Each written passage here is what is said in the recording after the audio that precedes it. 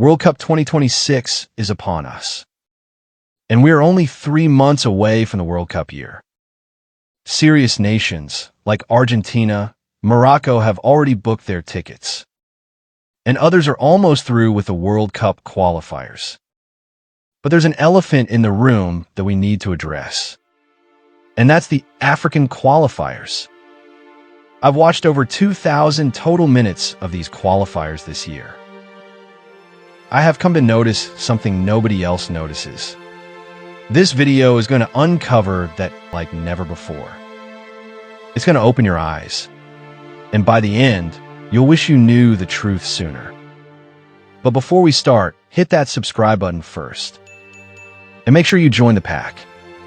There are countless football stories, epic match analysis, and videos waiting for you. Welcome to the family.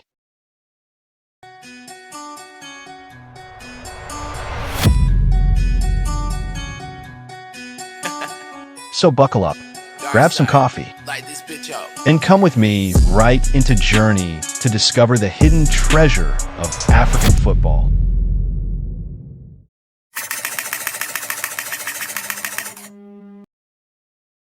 For a long time now, the world has been sleeping on African football. The entertainment in it has gone so much unnoticed that most of us only get to know the names of African teams when they're already in World Cup groups. But African football is much more entertaining than we think. It's absolute cinema. While you already know the result of a European qualifier even before the match starts, with African football, you'll have to wait until full time to know who has won. It's absolutely unpredictable. A country like Cape Verde will give you the beating of your life. Names don't mean anything.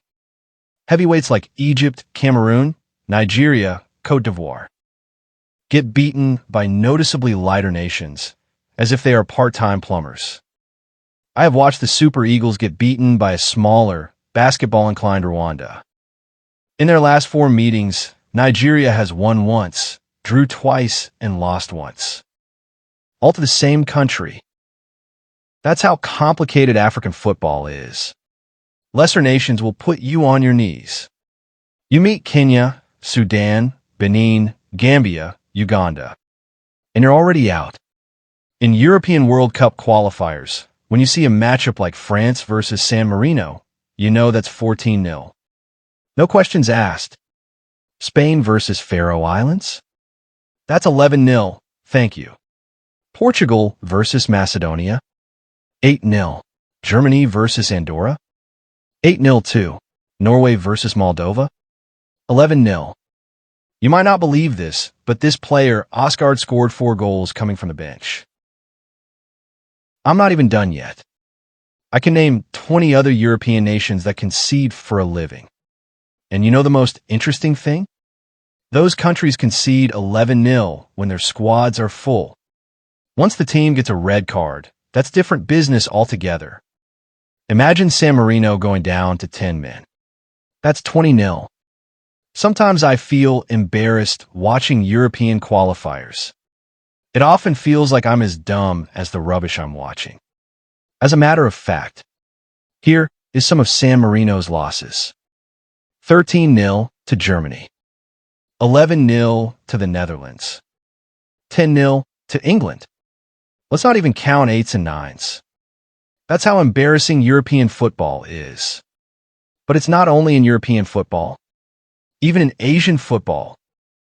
Nations like Guam, Mongolia, and Bhutan are the flag bearers of footballing embarrassment. 19-0, 15-0, and 14-0. In North America too, you know countries that will qualify even before a single game is played. When USA or Mexico meets the Bahamas, you already know that's a basketball score line right there. But that kind of nonsense is never present in CAF qualifiers. Even in an obvious matchup like Nigeria versus Madagascar, you'll still get shocked. Madagascar will gladly send Nigeria home. Just this month, Madagascar was eliminating African powerhouses like they're some kind of amateurs playing part-time football. Watch Cape Verde play. Absolute cinema. Countries that were previously so poor at football are a threat now. Comoros, Sierra Leone, name them. You can never find that level of unpredictability in European qualifiers. Imagine Faroe Islands eliminating France from World Cup qualifiers. That would be the joke of the century. That's what separates African and South American qualifiers from the rest of the world. African matches are like a movie theater. Physical defenses, rough fouls, highly animated crowds, occasional fights. Absolute cinema. Even the atmosphere inside the stadium is remarkable. African dances, vuvuzelas, it's all pure entertainment. I've been to only one game live, a Moroccan game, which was such a treat. The atmosphere in African stadiums is nothing like you've seen before. While in Europe the crowds just sit and occasionally get busy with their phones to record. African crowds sing all through the match. It's like some kind of live concert. Never boring at all. You can attest to what I'm saying if you watched the Chan Championship that was won by Morocco. Or for those of us that watched the 2010 World Cup in South Africa, you know what I'm talking about. Beautiful noise throughout the match. Well, on the pitch, it's even more entertaining. The gameplays are intense, physically demanding, exhausting. That's why many African matches end in draws, 0-0, 1-0, 1-1. As someone who has watched African football exhaustively, I can tell you the most important rule of any African game is simple. Don't lose. Yep, you heard that right. When you go for an African match, the priority is not to lose. Whether it's the player on the pitch or the fan in the stand, losing is almost unacceptable. The atmosphere immediately changes, and all you see is grief and long faces, something you rarely notice in other continents. In Europe, nations come to win. But when they lose, it gets taken as part of the game. You win some, you lose some. Fans don't have that same emotional attachment to a mere World Cup qualifier match. But in Africa, it's different. When the national team loses, silence takes over the entire nation. The dancing stops. Stadiums become as silent as a graveyard. Players play with so much anger, aggression, and hunger.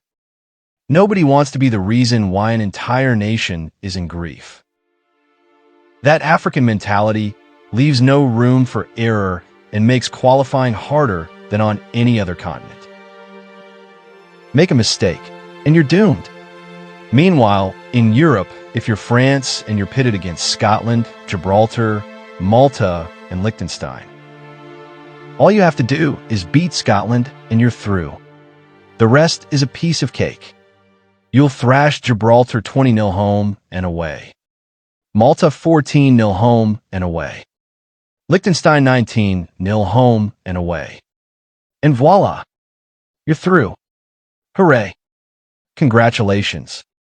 But in African qualifiers, even a heavyweight isn't assured of qualification. No wonder nations like Côte d'Ivoire, Ghana, and other big names have missed World Cups in the past. It happens. For instance, Côte d'Ivoire missed out on the 2018 World Cup after a critical 2-0 defeat to Morocco. Ghana failed to qualify for the 2018 World Cup too, after finishing behind Egypt and Uganda in their group at the end of the campaign. African countries are mind-blowingly unpredictable. Look at South Africa's Bafana Bafana. Genuinely gifted footballers. But they watch tournaments from home. In Africa, being stacked with superstars means nothing. Have you ever asked yourself why countries whose starting 11 you can name most of the time fail to make it to the World Cup? Bafana Bafana, Black Stars, Pharaohs, the Ivorian Elephants? Simple. Teamwork. Serious teams make it. And teams with celebrities who think they're too good stay at home and watch the World Cup on TV. But in Europe, once you can name a country's starting 11, then that country will surely go to the World Cup. If you can't, then that country is probably collecting 8-0 on a daily basis. Those types of countries can never go to a World Cup, even in the next century. The only way San Marino will ever make it is if Jesus Christ played for them.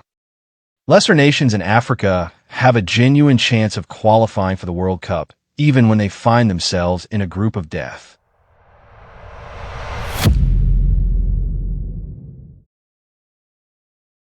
Cape Verde, the little nation, is topping Group D and heading for a historic run. Absolute fairy tale stuff. South Africa, leading Group C and looking strong.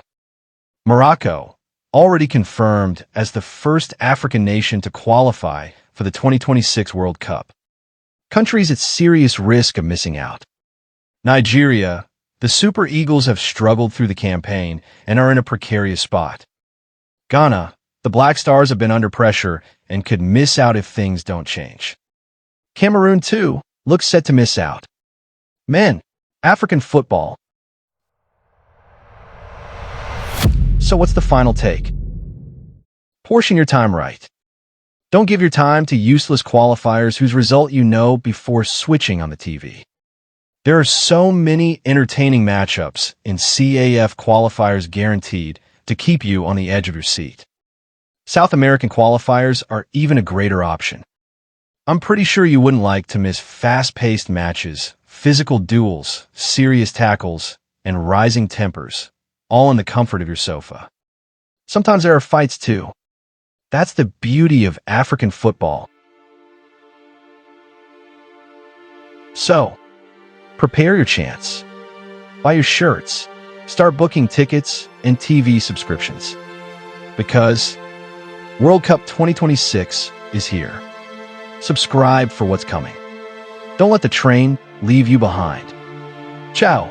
See you in the next one.